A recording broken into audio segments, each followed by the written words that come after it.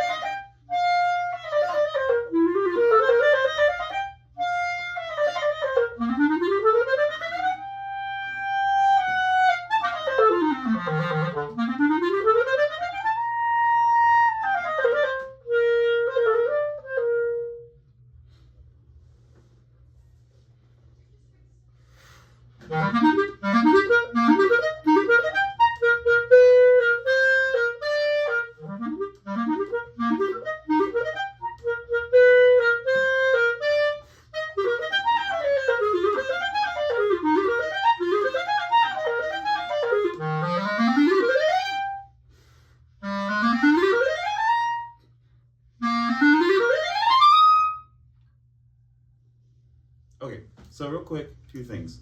In general, always use your air. I can't emphasize that anymore, especially in these runs.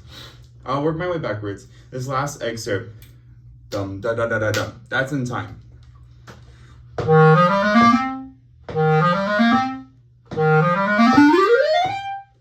Okay, so you have to make sure that that stays in time.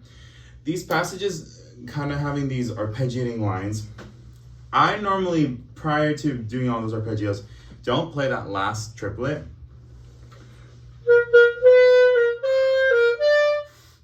And I really take a significant breath to help me travel all the way through those arpeggios.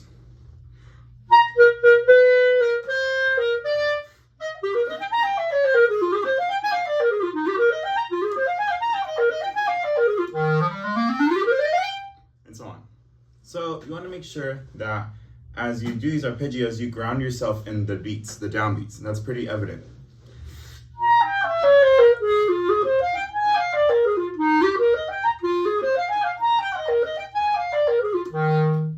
Right? So really take that slow, and if we can think about emphasizing every beat, that would really help you throughout that passage. The passage before that, same thing in the concept of the air. Now, there's that tonguing passage which is really, really tricky if you're not practicing and if you're not playing on a light enough reed. I'm playing on a pretty light reed if you couldn't tell. I suggest do slur 2, tongue 2.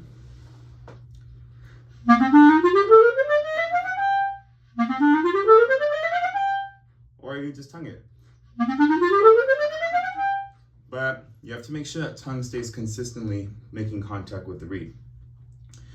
Growing into that chromaticism.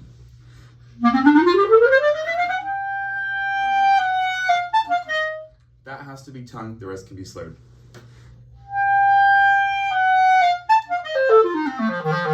And don't forget the accents that are present in those low Fs. It's going to be really, really important to help you stay grounded, right? This is the tempo. Yeah, that's the lead somewhere into that. Ensure you do not take a breath going into that da-dee-da-dee-dum. Don't do da-da-da-da-dum, ba-ba-ba. Not gonna help you. That's why we take a very huge breath going into that. Okay? Sorry, there's people walking by, so I keep thinking someone's gonna say something. Yes, and remember, P for powerful, not piano.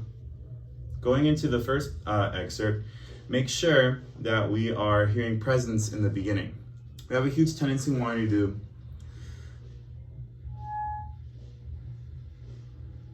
now. P is for powerful. Same concept. And you have to understand that the context you're playing this in is in a hall, right? And you want to sound like it as well. That's about the appropriate dynamic. And if you're struggling to really get that note out at that volume, I do still breathing technique. Blow air through the instrument and try and get tone.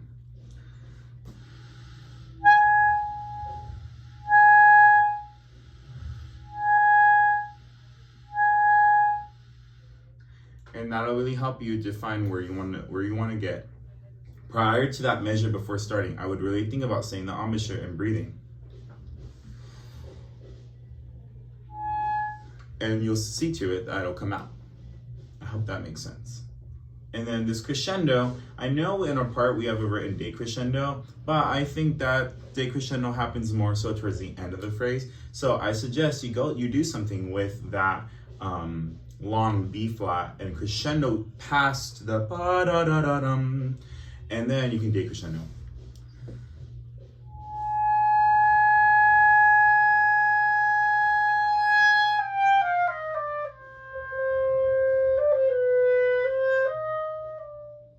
Listen to the style that I play it though.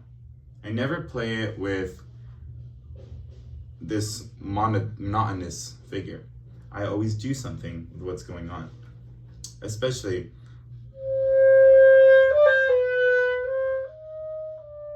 and I'm exaggerating that, but things like that are really gonna help you.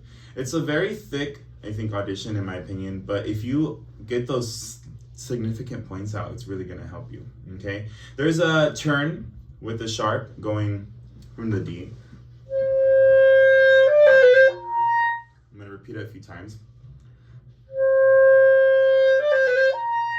Which is E, so D, E, D, C, sharp, D, C, but always return to D. That's the point of turns, is that you're gonna go up, down, always return to D before getting into the next note, which in this case is the high C. I would really pace yourself with tempo. Tempo is gonna be really, really, really important. And having, just in general, a good sense of dynamic contrast is gonna be very vital for this. This cannot stay within the same realm of dynamics. And they're definitely going to be looking for that. Not only is your tone quality, but your musical conception of this and what you really want to impress, okay? And then as for scales, we have, I believe, A flat, F melodic, E major, and C sharp melodic in the chromatic. Be very mindful that it's a ton, ta ta ta ta ta ta ta. Slide 2, tongue 2, similar to what you can do in that second excerpt. Practice very slow. We don't want to hear anything under 80. 80 and above, I think, should be more appropriate. 86 is fine, but you always want to make sure that there's a nice idea of wait, then grow.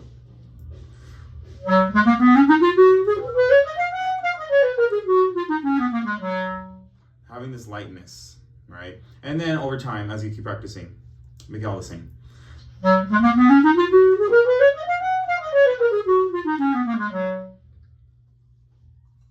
As for the melodic minor, just be very mindful of how you're ascending, especially going into that high range. I know F minor melodic can be very, very intimidating.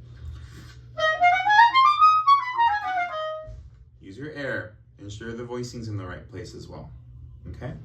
And as for the chromatic, I do it personally in one breath. I believe it's at 96 tempo.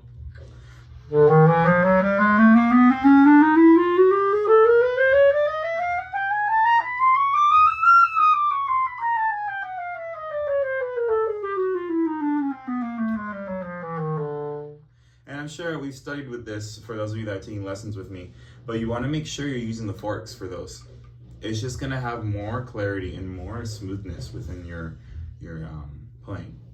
So if you have any questions, please feel free to reach out. I really want you to be successful, and I want to get some of you guys into All-State and All-Southern. I think it would be a really good experience. I do understand All-State is pretty expensive, but it is worth the experience. And if you have any questions, please be free to let me know. Take care.